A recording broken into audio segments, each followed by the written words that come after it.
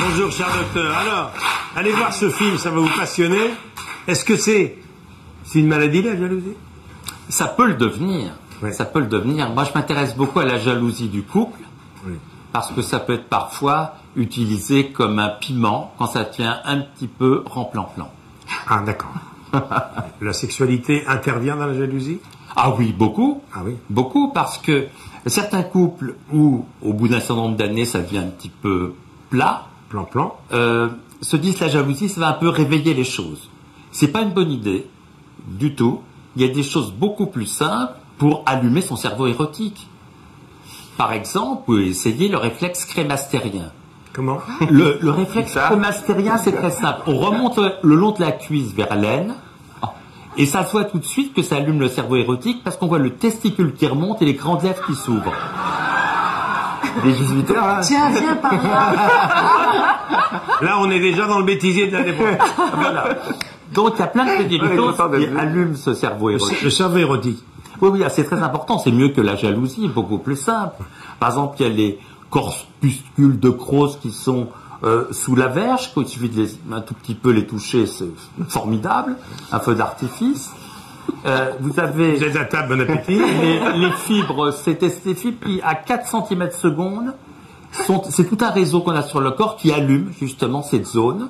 Donc il y a plein de petites choses pour allumer le cerveau, éviter de prendre la jalousie. Alors, là, vous allez faire une consultation devant moi. Il faut vous déshabiller tout de suite. Je crois que vous avez donné un coup de fil à 2 ou 3 de nos invités Oui. pour leur parler de leur santé. Ah oui. Vous avez appelé Nolwenn? Ouais. Ah oui. Alors Nolwenn, Bon matin. de bon matin. Ouais. On a bien discuté. Et alors là, elle a des trucs formidables. Parce qu'elle a une voix sublime, mais intuitivement, elle a découvert un truc formidable que les Japonais utilisent. Ils font 30% à 40% d'infections ORL en moins par an. Ils gardent une belle voix, qui est un truc très simple. Ils se gargarisent le matin avec de l'eau gazeuse ou un petit peu salée. Oh. Et ça, c'est formidable. Amélie, qui a grandi au Vous êtes Japon, est très attentive. Et ça permet justement, parce qu'il y a plein d'anfractuosité dans la gorge, de nettoyer le matin. Il y a 3 gestes le matin. Se moucher pour nettoyer les filtres, renifler, recracher pour nettoyer la gorge, et se gargarise. Ouais. Ça Ça donne une voix du tonnerre. nettoie les filtres. Oui, ça nettoie les filtres. Et après, tu te fais époter un petit peu. Parce que ça, c'est pas très érotique, hein, pour le coup. Il y a d'abord la voix et ensuite les testicules. J'en ai pas Vous avez appelé Karine Diance? Karine, alors Karine, elle a un bon truc, c'est que, vous savez, entre novembre, on y arrive, et mars, entre novembre et mars, il y a plein de gens qui dépriment terriblement.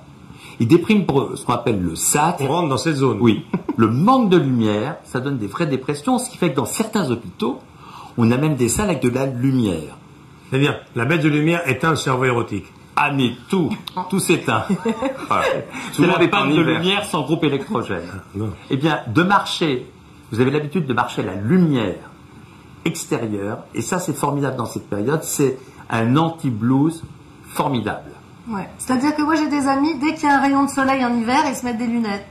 Et je leur dis, il faut surtout pas, parce qu'en fait, le soleil qui arrive dans la rétine, c'est ça qui reproduit, enfin, qui alimente. Régénère. Voilà, la vitamine, etc. Il faut surtout profiter du soleil d'hiver. Et puis alors, vous m'avez dit un truc, je ne connaissais pas, vous mangez des pépins de pamplemousse. Je bois du citrobiotique, ouais. Alors, il faut savoir que le pamplemousse peut faire bugger plein de médicaments, il faut être très vigilant là-dessus, parce qu'un peu de pamplemousse, ça peut faire qu'un médicament a plus d'effet ou énormément d'effet.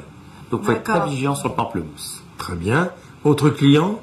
David. Moi, il m'a appelé, mais je lui ai passé mon frère. Parce qu'on est très complémentaires et au niveau médecine, c'est Moi, je lui. fais hein. l'école Michel. Voilà. Michel n'aime pas du tout les médecins, je sais. Alors, C'est pour ça que je dis ça. Pour Noël, j'ai eu un stéthoscope. ils ont un médicament qui est l'amande poivrée. Ah, ça, c'est moi. Voilà. Alors, l'amande poivrée, ça marche dans une indication particulière qui sont les flatulences, les gaz. Ah, c'est pour ça.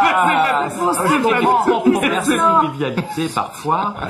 Donc, vous m'avez dit que vous en consommez beaucoup. Non, mais c'est surtout pour les migraines. Plus dans le transit de la ménopause. Autre chose, C'est là. un autre transit. C'est le vrai transit. Alors là, effectivement, oui, je comprends que ça fait aller. Alors, c'était surtout pour les migraines, j'ai beaucoup de sinusite, et ça aide, ça chauffe, et c'est naturel. Même si j'ai appris que 40 gouttes dans un verre, ça pouvait être létal. Donc Vous les avez essayés, je sais. La dernière fois que vous êtes venu, il y avait Julien Doré qui était en face de nous. On me reparle encore de cette émission. Vous avez insisté sur le problème de la contraction régulière du périnée. Ah, c'est essentiel. Alors, est-ce que vous êtes toujours convaincu que ça a des effets sur scène, par exemple? Alors, Parce que j'ai revu Julien Doré qui maintenant essaie de faire ses mouvements sur scène. Après 12 chansons, il m'a dit, ça me redonne la peine. Je vais vous rappeler, vous savez, le périnée, c'est très simple. Et vous allez voir que c'est un outil anti-jalousie. Ça tombe bien. Ah! Le périnée, qu'est-ce que c'est? C'est un petit muscle entre l'anus et le vagin, l'anus et les bourses. Et il supporte au moins 30 kilos qui sont dans le tronc. Et bien, à un moment donné, il faiblit. Ça donne chez la femme des orgasmes rares, des petites fuites urinaires parfois, chez l'homme, des érections pas terribles. Avec 3 minutes d'exercice par jour. Très simple, pendant 3 mois. Comme une musculation, quoi. Oui, de musculation, on va le faire ensemble. Bien sûr. Eh bien, c'est très simple. Chez les femmes, des orgasmes fréquents.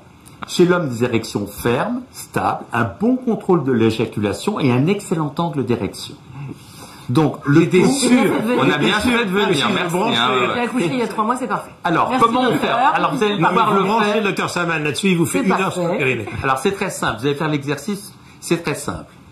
Quand vous faites pipi, en plein milieu, vous arrêtez. C'est le muscle qui permet. Non, pas maintenant. Monsieur- Docteur, adressez-vous aux Oui. téléspectateurs. Donc, c'est très simple. Ils vont peut-être envie de faire pipi à Donc, vous table. avez envie de faire pipi, c'est le muscle qui permet de s'arrêter Ouais. en plein milieu. Ça y est, vous avez trouvé votre périnée. Et là, tranquillement, vous voyez, on est assis tous ensemble, on contracte 30 fois de suite. Allez-y. 30 fois de suite. J'ai déjà 25 là, c'est bon. Et à un moment donné, moi je dis souvent, on a l'âge de son périnée. Quand le périnée est performant, on a une belle sexualité. Résultat, on n'est pas jaloux parce qu'on a confiance en soi. On sait qu'on va être bon. Quel âge il a, votre périnée, déjà? Dites-moi, vous avez beaucoup de clients dans notre métier, je le sais, et tous sont sous le charme à chaque fois qu'ils vous voient. Qu'est-ce que vous leur faites pour qu'ils disent autant de bien de Que nous? vous leur faites pas. Ah bah, le périnée, bien sûr. Merci beaucoup.